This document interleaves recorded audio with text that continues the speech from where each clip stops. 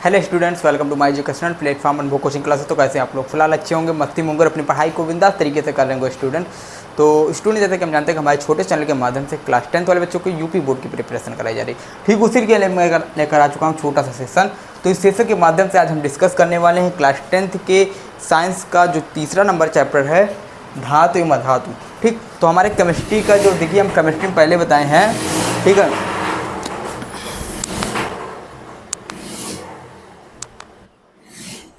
अब आवाज़ क्लियर आ रही होगी। तो देखिए, हमने केमिस्ट्री में बताया है, हमारा केमिस्ट्री सॉरी हमने साइंस में पूरा बताया कि साइंस के टोटल 3 पार्ट है। 3 पार्ट में पहला पार्ट है केमिस्ट्री, दूसरा पार्ट है बायोलॉजी और तीसरा पार्ट हमारा है फिजिक्स। तो केमिस्ट्री, बायोलॉजी और फिजिक्स 3 पार्ट टोटल है। 3 पार्ट में टोटल आपके 4 चैप्टर रहने वाले हैं। तो हमने ये डिस्कस किया था, तो उसी में से आज हम डिस्कस करने वाले हैं चैप्टर नंबर 3 केमिस्ट्री का। ठीक है, तो साइंस का पहला पार्ट है केमिस्ट्री। केमिस्ट्री का तीसरा नंबर चैप्टर है। इसमें हम इंपॉर्टेंट टॉपिक, इंपॉर्टेंट क्वेश्चन के बारे में डिस्कस करेंगे, कौन सा क्वेश्चन है।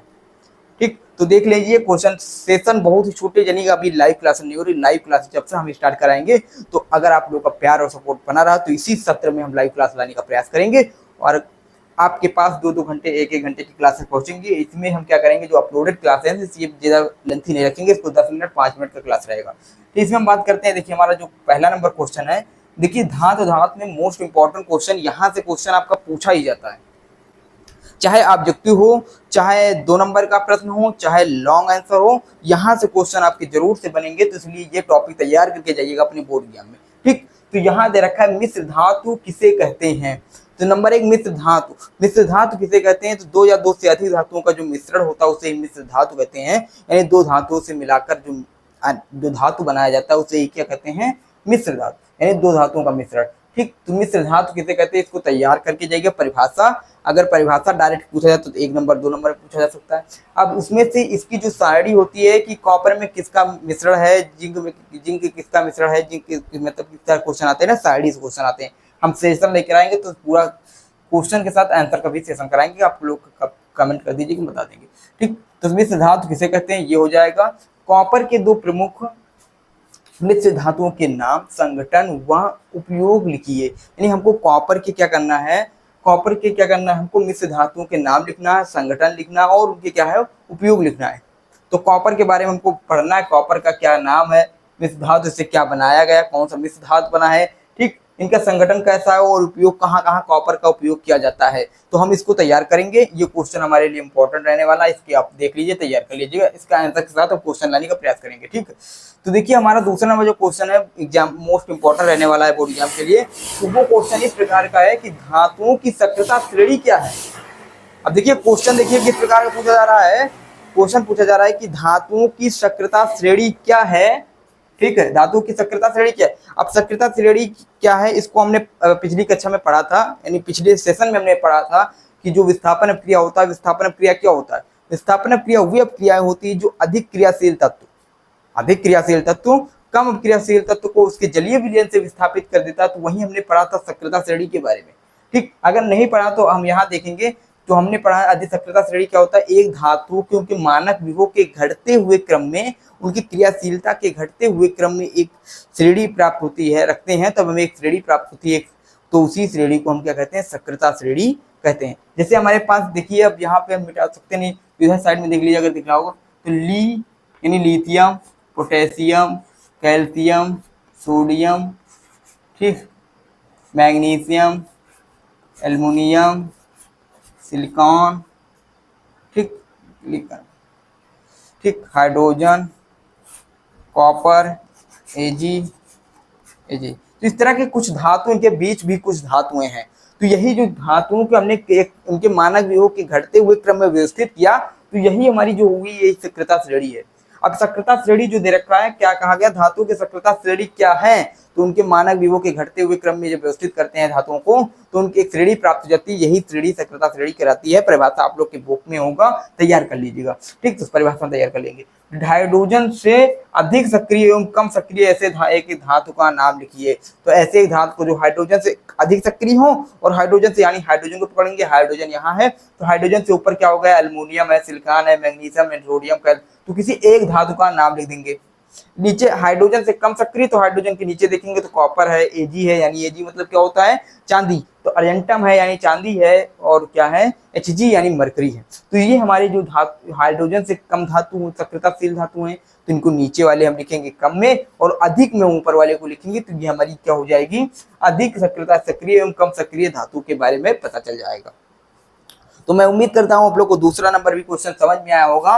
तो आप लोगों के पास बुक होगा, बुक में क्वेश्चन तैयार कर लीजिए, यानी ये टॉपिक तैयार कीजिए। यहाँ से ऑप्शनल क्वेश्चन बनेंगे, हम लाने का प्रयास करेंगे, ऑप्शनल दिखाएंगे किस प्रकार क्वेश्चन बनेंगे, ठीक। उसके बाद हमारे पास क्वेश्चन दूसरा आता है। देखिए हमारे पास क्वेश्चन क्या दे रखा है, ये क्वेश्चन दे रखा है कि एक उदाहरण देते हुए संक्षारण की व्याख्या कीजिए, यानी हमको एक उदाहरण एग्जाम्पल देते हुए संक्षारण की व्याख्या करनी है। क्या करना है, एक एग्जाम्पल देना है, एक उदाहरण देना है, और बताना है कि संक्षारण क्या होता है, संक्षारण क्या होता है, हमको एग्जाम्पल के माध्यम से समझाना है। तो जब हम किसी भी धातु को हम क्या करते हैं, ऑक्सीजन तथा नमी के संपर्क में ले आते हैं, यानी संपर्क मतलब उसके पास ले जाते हैं, यानी उससे संपर्क हो जाते हैं, यानी उसके पास चला जाता है, ठीक, यानी उसके पास आ जाता है, समझ लीजिए। यानी किसी भी धातु को अगर ऑक्सीजन यानी वायु के माध्यम में, या फिर नमी, कोई नमी है जल के माध्यम से वो संपर्क आ जाती है, यानी उसके पास पहुंच जाती है, तो क्या होती है, धीरे धीरे वो नष्ट होने लगती है। जो क्या होती है, वो धीरे धीरे नष्ट होने लगती है। क्या नष्ट होने लगती, धातु नष्ट होने लगती है। तो वही धातु के नष्ट होने की क्रिया को हम संक्षारण कहते हैं, ठीक। जैसे हमारे पास जैसे लोहे का जो नष्ट होना, लोहे पे संक्षारित होने की क्रिया, जैसे जंग लगना, ठीक है, तो लोहे पे जंग लगता है, तो लोहे क्या है, वही है लोहे का संक्षारण क्रिया। तो हम इसे समझ सकते हैं। अब संक्षारण की सुरक्षा के उपायों को लिखना है, अब इसको भी लिखना है। पहले लिखना, हमको एग्जाम्पल देते हुए, उदाहरण देते हुए संक्षारण की व्याख्या करनी है। पहले एग्जाम्पल बताते हुए किस प्रकार संक्षार होता है, ठीक। तो लोहे पे किस प्रकार होता है, अगर लोहा संक्षारित होता तो भूरे रंग की परत चढ़ती है, यानी जिसे मूर्छा या फिर हम कह सकते हैं जंग लगना कहते हैं, ठीक है। और उसके बाद अगर कहा जाए चांदी के संक्षारित होने की बात की जाए, तो चांदी जब संक्षारित होती है तो चांदी के ऊपरी जो परत होती है वो काले रंग की परत चढ़ जाती है। जब काले रंग की परत चढ़ती है तो वही कहते हैं चांदी कैसी चढ़ती है, ये पूछा जाता है एग्जाम्पल, ठीक है। चांदी अगर संक्षारित होती है तो इसके ऊपर कैसी रंग की परत चढ़ती है, काली रंग की परत चढ़ जाती है। और कहा जाए अगर कॉपर यानी तांबा जब संक्षारित होती है तो इस पे क्या होता है, हरे रंग की परत चढ़ जाती है, ठीक। तो सब संक्षार जितनी भी धातुएं अगर ये ऑक्सीजन के संपर्क में आ जाएंगी तो धीरे धीरे नष्ट होने लगेगी, इसी क्रिया को संक्षारण कहते हैं। तो चांदी संक्षारित होती है तो काले रंग की परत चढ़ती है, तांबा संक्षारित होती है तो हरे रंग की परत चढ़ती है। और उसके बाद कहा जाए, अब देखिए यहाँ क्वेश्चन घुमाएगा तो चांदी को हम एजी भी लिखते हैं। तो अब पूछा जा सकता है कि एजी यानी अर्जेंटम पे किस रंग की परत चढ़ती है, एजी पे तो चांदी है, ठीक है। कॉपर पूछे चाहे तांबा कहे, तब वही तांबा कहे चाहे कॉपर कहे तो एक ही है, ठीक है, चाहे सीयू कहे हरा।